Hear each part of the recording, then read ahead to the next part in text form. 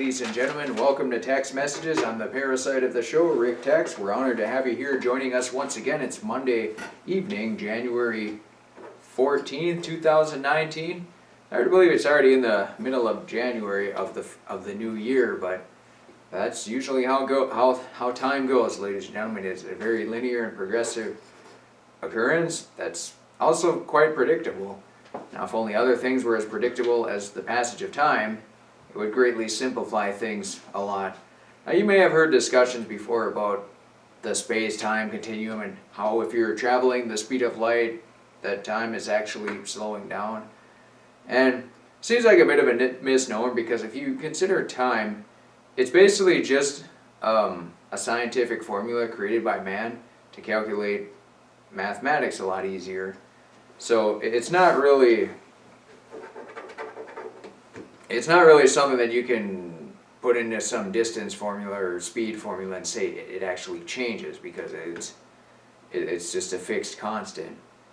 And a lot of people would try to argue that the speed of light was a constant, whatever light waves, but that's very difficult to believe, because what humans perceive as light is only a very small, narrow wavelength of waves, basically, frequency waves.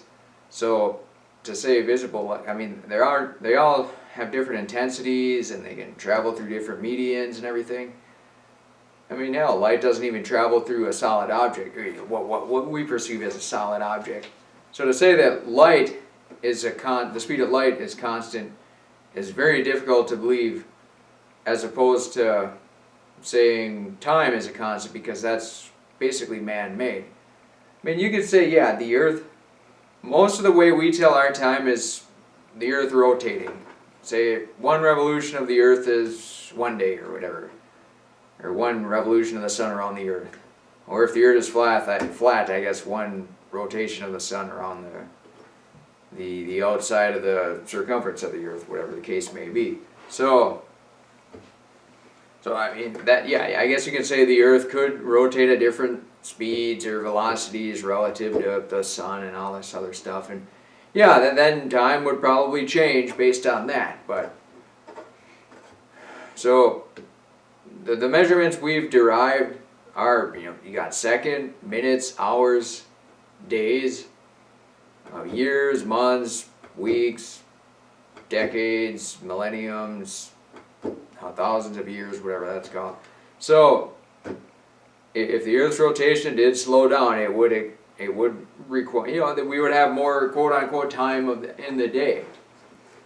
But the fact of the matter is, if you are traveling at the speed of light, to say you aren't aging at all it's very difficult to equate that to anything that would actually make logical sense. I mean, you could say, well, if you're going the speed of light and you go to Mercury and back, you've essentially traveled way more in space than somebody on Earth, because they're just on Earth rotating in a circle. So they might only travel whatever the perimeter of the Earth, the circumference of the Earth is, or the perimeter, so 2 pi r, whatever that equation is, so if they're rotating around the Earth, one rotation, let's say they go 10 meters. And if somebody travels to Mercury and back at the speed of light, they might go 100 meters. So they've gone 10 times the distance. And if we measure time by how much distance you're traversing in space itself, then you could say the person who went to Mercury and back is 10 times the age of the person who was just hanging out on Earth. And now, yeah, you can move back and forth on Earth all you want, but your relative position stays the same. So using that argument, you could probably say that if you go to Mercury and back, your relative position actually stays the same, because to go to Mercury, say you go 100 meters and then to come back another 100 meters, but it's in the opposite direction. So you haven't actually went anywhere. As far as displacement in the Earth. Now, if you go to Mercury and then you go 100 meters past Mercury, then you're 200 meters away from Earth. So you've traveled, say if Earth rotated twice, then you traveled 180 meters more than the person hanging out on Earth. Now, yeah, you could make the argument that you've essentially went through 20 times the amount of time that the person on Earth went through, but you haven't aged at all. So I guess you could say that time actually sped up then, or actually it slowed down, because if time is going faster, you're not aging as quickly. So I mean, if 100 years were to just get knocked off in 1 year's time, I'd still look relatively the same, maybe bigger, smaller, maybe a couple more wrinkles or whatever the case may be. But yeah, I mean, you could say that time was slowing down then. But I mean, the whole debate about time, space, time, continuum, everything like that, it's very convoluted, and there's a lot of theories out there and hypotheses. But for the most part, it doesn't seem to get a whole lot accomplished. And when you want to accomplish things, then you have to actually... It does help to come to a genuinely wide acceptance of something. For example, 2 + 2 = 4. People can generally accept that, of the addition of quantities. That's a concept that's accepted from sea to shining sea and across the globe and all around to the heavens above and the skies and the ground below. So when you have a widespread acceptance like that, then people can work together and collaborate and achieve things like internet or radio communication, shipbuilding, train building, locomotive, semi-trucks, tractor trailers, and they can come together and achieve great things because they're all working towards a singular mindset. Now, one of the damaging parts of that is when you have social engineers that attempt to get all humans herded into a singular mindset. Like, say, for example, as a means of how to govern people. So if all the news organizations who in America are mostly controlled by, all the ones on national TV or broadcast over the airways that have FCC licenses, those ones are mostly regulated by CIA or other intelligence organizations.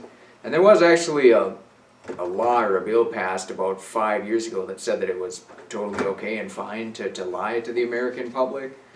So I'm not really sure what that law is, but something about being able to expel propaganda onto the public.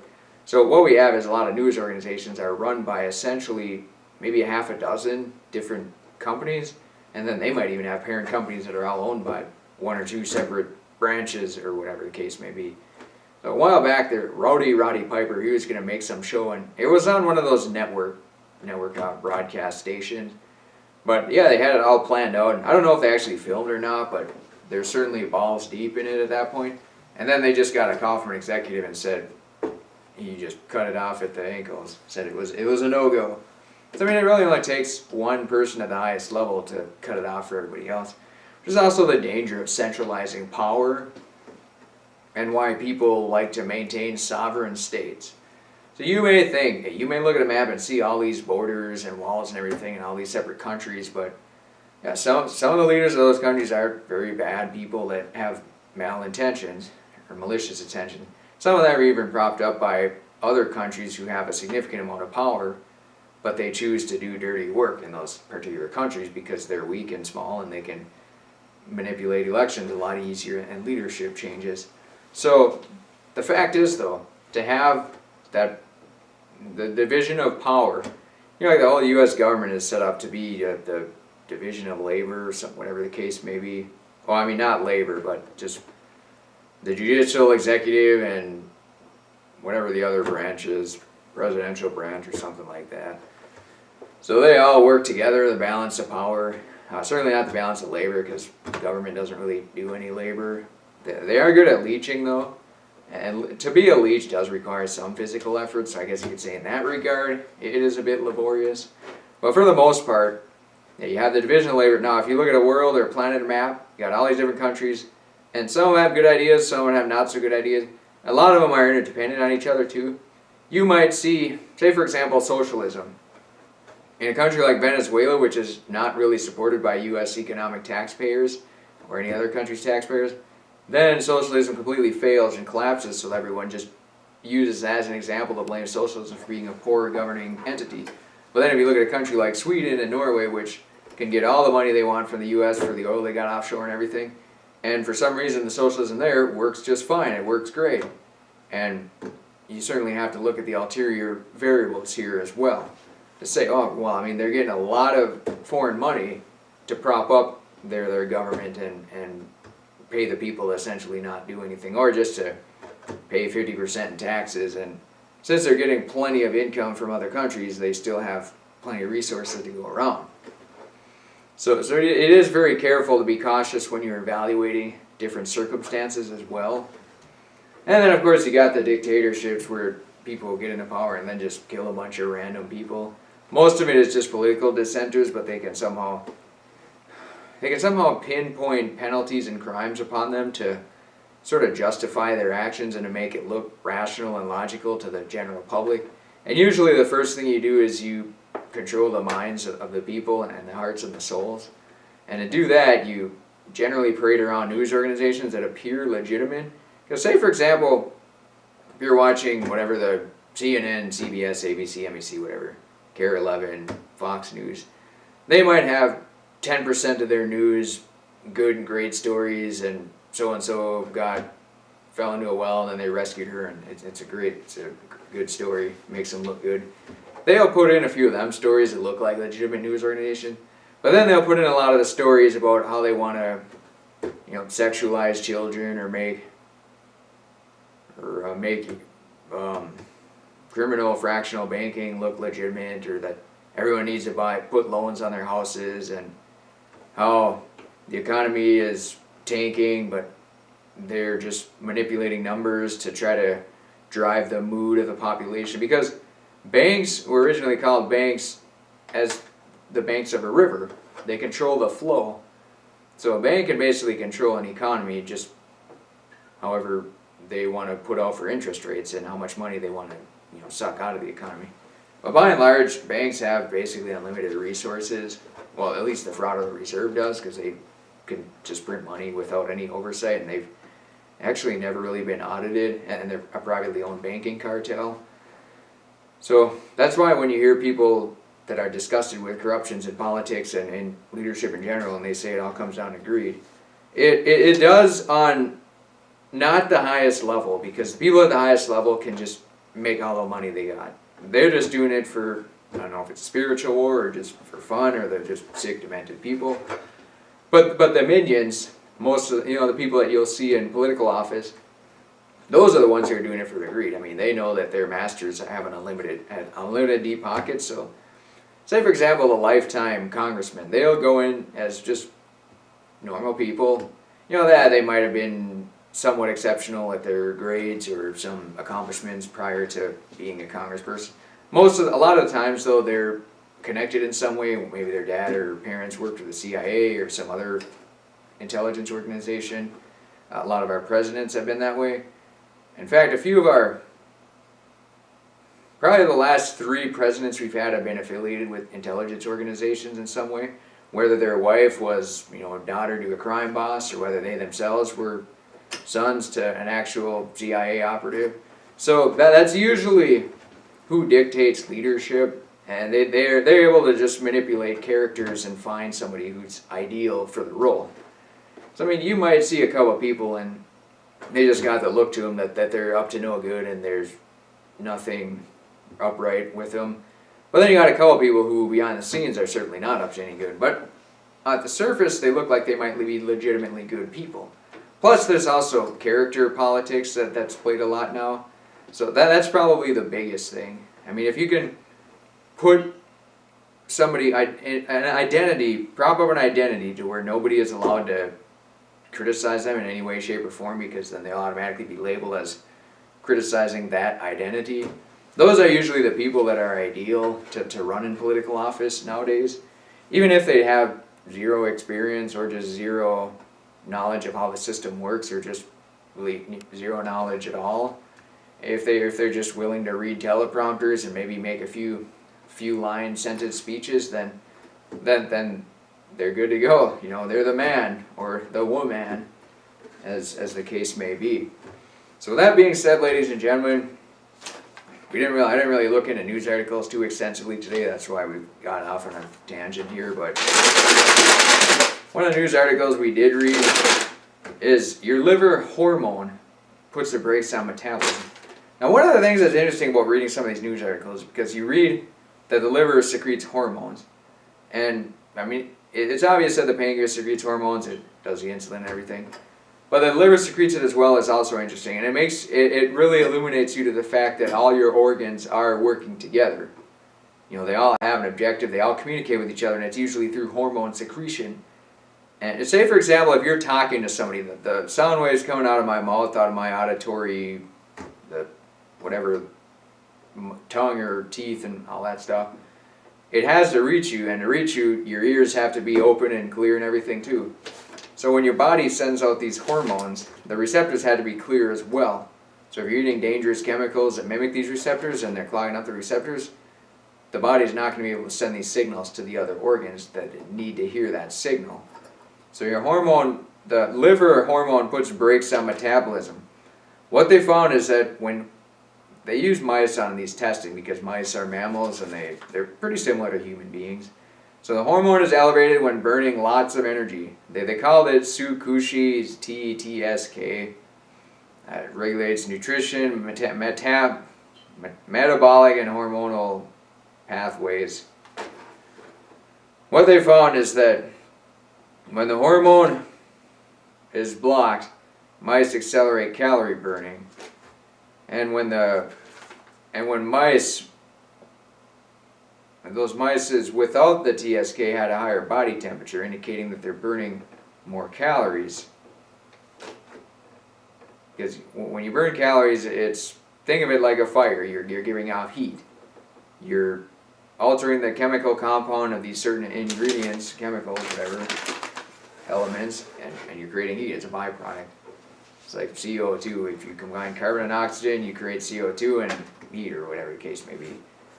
So these animals, see, that's what makes everyone a little bit different, because all of our organs are very similar, but the software within them is very different.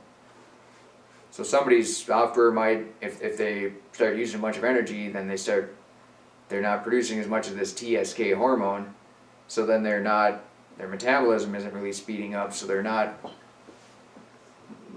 you know, for obese people that might be a case where they're just producing too much of this, because if they start exercising a lot, then the TSK might just accelerate through the roof, and then they're just worn down and tired, and then they don't want to exercise anymore. And a lot of that too is, it probably has something to do with, over time, the more you exercise, the more you get used to it and accustomed to it, and your heart gets used to it. You know, your heart may send a signal to your liver to say, all right, we're good, we've done this many times before, you don't have to pump us full of this TSK hormone.